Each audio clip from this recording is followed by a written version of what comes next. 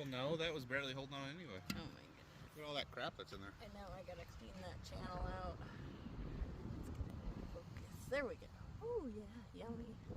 Design flaw. Mmm. Juicy.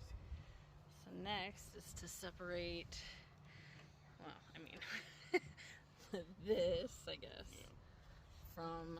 Hey, look. the I think this is more your Bondo right there, isn't it? No, That? that's original factory, like, Oh, is that glue silicone weld, on the inside? JB Weld, but from the factory. Mm. Yeah. So then we'll cut up to here. And then get the other corner attached. Alright, starting to work on the corner now. Got this taken off. And we have the replacement here. And